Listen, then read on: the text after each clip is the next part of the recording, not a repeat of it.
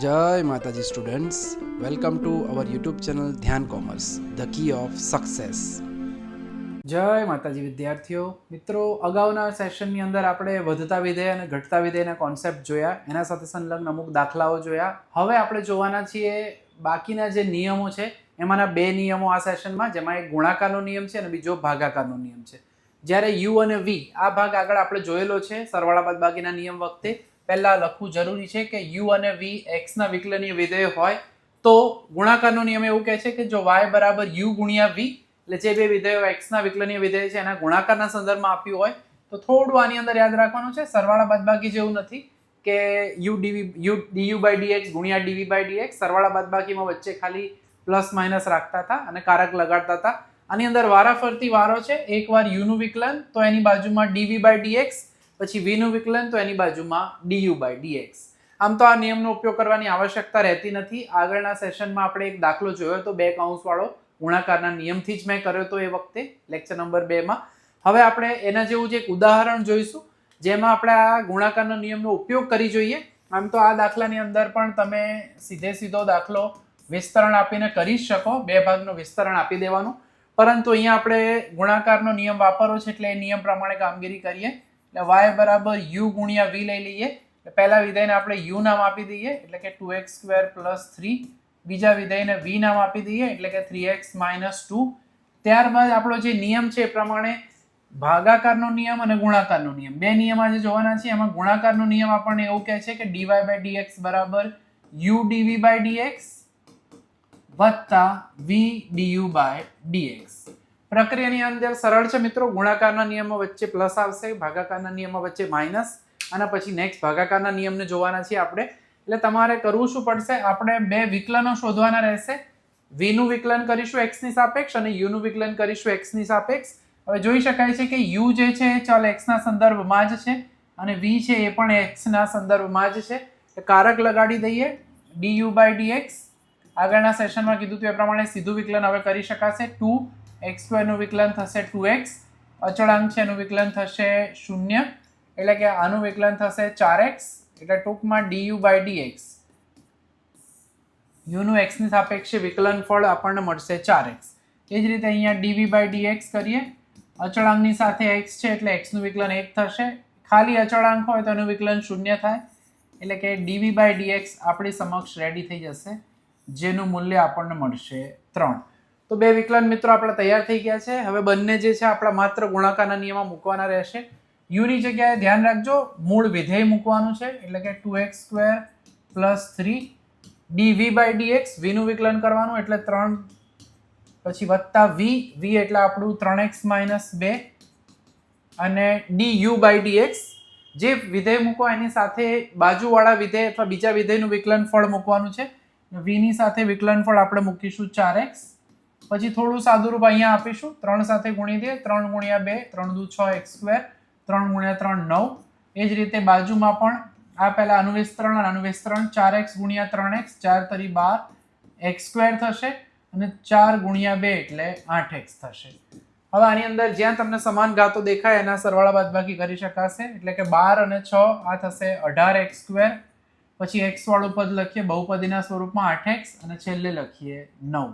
તો મિત્રો આ જે છે આપણું ગુણાકારના નિયમને આધીન નિયમ પ્રમાણે આપણને મળશે વિકલન ફળ. જો આનું વિસ્તરણ આપવું હોય તો મિત્રો તમે વિસ્તરણ પણ આપી શકો છો, જે આગળના સેશનમાં આપણે જોયેલું છે એ રીતે પણ આ દાખલો કરી શકાશે. ગુણાકારના નિયમમાં ઓપ્શન છે, તમે વિસ્તરણ આપીને પ્રક્રિયા કરી શકો છો. હવે જે જોવાનું છે મિત્રો ભાગાકારનો નિયમ, એની અંદર કોઈ ઓપ્શન નથી. એમાં કમ્પલસરી ભાગાકારનો નિયમ વાપરવો પડે. ક્યારે? જ્યારે અંશ અને છેદ હોય ત્યારે. તો u અને v અગેન x ના વિકલનીય વિધેય હોય તો નિયમ નંબર 3. હવે જો u અને v નો ભાગાકાર આપેલો હોય, અંશ છેદ સ્વરૂપ હોય, તો આમાં ખાસ યાદ રાખવાનું છે, પહેલા v એમના એમ રાખીશું, du/dx. ભાગાકારમાં વચ્ચે માઇનસ આવશે એટલે માઇનસ, એક્સચેન્જ ઓફર એટલે u dv/dx. પહેલા v du/dx minus u dv/dx. ગુણાકારના નિયમમાં નીચે કશું જ નથી હોતું. ભાગાકારના નિયમમાં આ યાદ રાખવાનું રહેશે કે નીચે શું લખીશું, જે પણ છેદ હોય તેનો વર્ગ કરવાનો રહેશે. તો સમગ્ર રીતે જોઈએ તો y બરાબર જો u ભાગ્યા v હોય તો dy/dx માં પહેલા છેદ મૂકવાનો v, એની બાજુમાં હંમેશા બીજા વિધેયનું જ વિકલન કરીએ છીએ આપણે, d u by d x minus u d u by d x, છેદમાં ભૂલવાનું નથી, જે છેદ આપ્યો હોય તેનો વર્ગ. તો હવે જોઈ લઈએ એવો એક દાખલો. દાખલા નંબર 10 તરફ પ્રયાણ કરીએ. આની અંદર વિધેય આપણને આપેલું છે પરંતુ વ્યવસ્થિત સ્વરૂપ આપ્યું નથી. પહેલા આપણે આનું સાદુરૂપ આપી દઈશું. સાદુરૂપ એટલે લસા લઈ લઈએ, ચોકડી ગુણાકાર 5 સાથે 7x + 8 નો ગુણાકાર કરીએ પ્લસ પાછળ 6, લસા એટલે છેદ સમાન કરી દીધા છે આપણે આમાં. હવે એનું વિસ્તરણ આપી દઈએ. 7 × 5 એટલે કે 35x + 8 × 5 એટલે 40, છેલ્લે પાછળ 6 છે જ. ટૂંકમાં આપણું વિધેય જે છે હવે સ્વરૂપમાં તૈયાર થશે. x વાળું એક જ પદ છે, 35x + 40 અને 6 એટલે કે થશે 46, નીચે થશે 7x + 8. હવે આના માટે આપણી પાસે અત્યાર સુધી હવે કોઈ જ વિકલન ફળ શોધવાની પ્રક્રિયા નથી, સિવાય કે આપણે હમણાં જે જોયું તે ભાગાકારનો નિયમ. હવે આને સરખાઈ દઈએ y u/v સાથે. તો આપણી સમક્ષ અહીંયા બે વિધેયો તૈયાર થશે. પહેલું વિધેય છે આપણું u, જેમાં u એટલે અંશ 35x + 46, અને બીજું વિધેય છે આપણું v, જે છેદમાં છે આપણી સમક્ષ 7x + 8. વિકલનની પ્રક્રિયા મિત્રો, આપણે ભાગાકારનો નિયમ આપણી સમક્ષ રેડી જ છે, હમણાં જ આપણે જોયો છે. dy/dx = v du/dx minus u dv/dx ભાગ્યા આવશે v². બરાબર? એટલે બેના વિકલનફળ શોધવા પડશે, જેમ ગુણાકારના નિયમમાં કર્યું હતું એ જ રીતે. du/dx 35, x નું વિકલનફળ 1 થશે, 46 અચળાંક છે એનું વિકલનફળ 0 થશે. એટલે કે ટૂંકમાં du/dx આપણી સમક્ષ રેડી છે 35. એ જ રીતે dv/dx શોધી લઈએ. 7, x નું વિકલનફળ 1, 8 નું વિકલનફળ 0, એટલે કે બીજા વિભાગનું વિકલનફળ પણ મળી જશે. dv/dx = 7. પછીની પ્રક્રિયા છે એમાં થોડું સાદુરૂપ છે. વિકલન તો થઈ જ ગયું છે આપણું. હવે કિંમતો મૂકી દઈએ અને સાદુરૂપ કરી દઈએ. છેદમાં વધારે કંઈ નહીં કરીએ, કિંમતો મૂકીશું માત્ર. v એટલે 7x + 8, u નું વિકલનફળ આપણે હમણાં જ શોધ્યું એટલે 35. કિંમત જોઈને કિંમત મૂકવાની છે માત્ર. u એટલે 35x + 46, dv/dx એટલે 7 ભાગ્યા v² એટલે 7x + 8 નો વર્ગ. તો હવે આપણે કેલ્ક્યુલેટરનો ઉપયોગ કરી અને આ ગુણાકાર કરવો પડશે.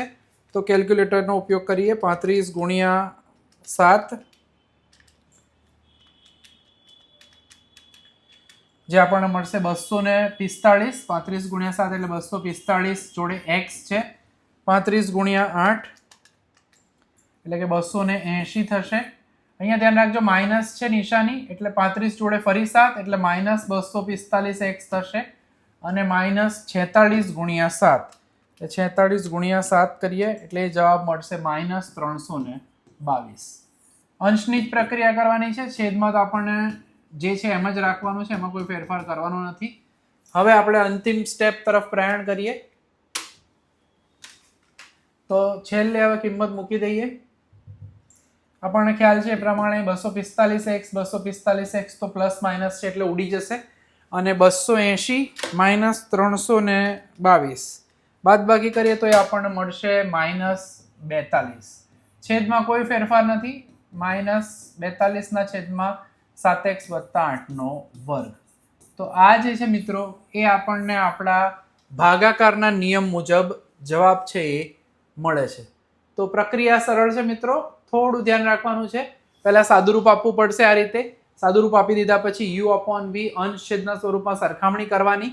વિધેયમાં ડાબી બાજુએ y હોવો જોઈએ, બીજું બધું જમણી બાજુએ હોવું જોઈએ, તો જ આપણે આ નિયમોની પ્રક્રિયા કરી શકીશું. તો હવે આવું ન હોય તો એવો એક દાખલો નાનકડો છે જે આપણે જોઈ લઈએ, જે છે વિભાગ ડી નો દાખલા નંબર 9. હવે આની અંદર જે છે મિત્રો આપણને રકમની અંદર x y બધું એક જ સાઈડ ભેગું આપ્યું છે. તો પહેલા એનું આપણે થોડું સાદુરૂપ આપી દઈશું, પછી આગળની પ્રક્રિયા થશે. એટલે કે x + 3 અને y + 2 બરાબર 15 આપ્યું છે. પહેલા આપણે y વાળો ભાગ ડાબી બાજુ રાખીએ, બીજું બધું x વાળો ભાગ પેલી બાજુ લઈ જઈએ. ગુણાકારમાં હોય મિત્રો તો એ જે છે એ ભાગાકારમાં જશે, એટલે અંશમાં હોય તો છેદમાં જાય. હજુ આપણને આપણો y મળ્યો નથી, એટલે વાય જોઈતો હોય તો આ +2 ને બીજી બાજુ લઈ જવા પડશે. ધ્યાન રાખજો 15 - 2 13 ન કરી શકાય, કારણ આખો અંશ છેદનો ગુણોત્તર છે, એમાંથી 2 બાદ કરવાના. એટલે આમાં પણ આપણે થોડું સાદુરૂપ આપવાનું રહેશે, જેમ આગળના દાખલામાં આપ્યું એ રીતના. 2 જોડે એનો લસા લઈ લઈએ છેદ સરખા કરવા માટે. પછી જે આગળ પ્રક્રિયા કરી એ જ કરી શકાશે. એટલે 15 - 2 સાથે ગુણ્યા 2x, 3 × 2 -6. આમાં ખાસ સાવચેતી નિશાનીની રાખવાની છે. એટલે આપણું વિધેય y છે એ મિત્રો રેડી થઈ ગયું છે. 15 - 6 એટલે 9, 9 - 2x અને નીચે આવશે x + 3. તો મિત્રો કિંમત જે છે એ આપણે મળી ગઈ છે, અંશ છેદ રેડી થઈ ગયો છે. હવે એને સરખાઈ દઈએ. y u/ v સાથે સરખાવતા u એટલે આપણને અંશ મળશે 9 - 2x અને v એટલે આપણને છેદ મળશે x + 3. વિકલનની પ્રક્રિયા ફરી એની એ જ છે. કારક લગાડીએ d/dx એટલે du/dx. એકલો અચળાંક હોય એનું વિકલન 0 થાય. અહીંયા ખાસ ધ્યાન રાખજો, માઇનસ છે, -2 x નું વિકલન 1 થશે, એટલે આનું વિકલન ફળ 2 નહીં થાય, -2 થશે. એ ખાસ સાચવીને કિંમત મૂકવી. બાજુમાં સામાન્ય પ્રક્રિયા પ્રમાણે વિકલન કરીએ. x નું વિકલન 1 થશે, અચળાંકનું વિકલન 0 થશે. જો આ પ્રક્રિયા ન ખ્યાલ આવે મિત્રો તો પહેલો લેક્ચર જોઈ લેવો વિકલન ફળ માટેનો, તો તમને આ કઈ રીતે આપણે સીધા જવાબ લખ્યા છે ખ્યાલ આવી જશે. 3 માર્કના દાખલામાં આપણે કારકવાળા સ્ટેપ બધામાં લખી નહીં શકીએ. હવે આપણો ભાગાકારનો નિયમ જે છે એ નિયમ પ્રમાણે પહેલા છેદ એટલે કે v/m du/dx -u/m dv/dx અને છેદમાં આવશે v². બરાબર. હવે કિંમતો આપણે બધી મૂકવાની પ્રક્રિયા શરૂ કરી દઈએ. કિંમત મૂકી દઈએ એમની અંદર. છેદમાં v² છે. હવે v એટલે x + 3. પાછળ થોડુંક સાદુરૂપ હોય છે. du/dx ધ્યાન રાખજો -2 છે, વચ્ચે નિશાની હંમેશા માઇનસ. u એટલે 9 - 2x, dv/dx એટલે 1 અને નીચે આવશે v². v એટલે આપણી સમક્ષ એ છે x + 3. સાદુરૂપ આપીએ એટલે 2 -2 સાથે x ગુણાય એટલે -2x, 3 દુ એ -6 થશે. પેલાની અંદર માત્ર માઇનસ નિશાની લાગશે, કારણ 1 નું કશું થવાનું નથી. એટલે -9 પણ માઇનસ થશે +2x. એટલે આમાં છેદ એનો એ જ રહેશે. ફરી આમાં પણ x વાળું પદ કેન્સલ થશે. એટલે અંતિમ જે જવાબ છે મિત્રો એ તમે જોઈ શકો છો, -9 અને -6 એટલે -15 અને નીચે થશે x + 3² તો આપણું ફાઇનલ છેલ્લું વિકલન ફળ છે એ મળશે -15 ભાગ્યા x + 3² તો જ્યારે પણ અંશ અને છેદ હોય મિત્રો ત્યારે આ વસ્તુ યાદ રાખવી, ભાગાકારનો નિયમ વાપરવો પડશે. ઘણીવાર પૂછાય પણ છે અને ઓબ્જેક્ટિવમાં વિભાગ એમાં પણ MCQમાં પૂછે છે કે જો y = u/v હોય તો dy/dx બરાબર ખાલી જગ્યા 4 ઓપ્શન. આપણી બુકની અંદર ઊંધો ઓબ્જેક્ટિવ આપ્યો છે, u/v નથી આપ્યું, v/u આપ્યું છે.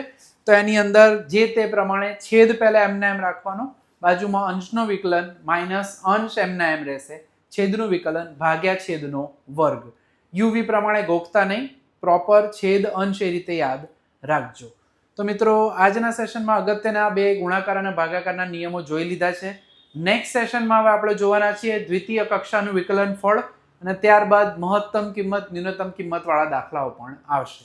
તો આ સેશનમાં આટલે સુધી રાખીશું. જય માતાજી. Thank you. Take care.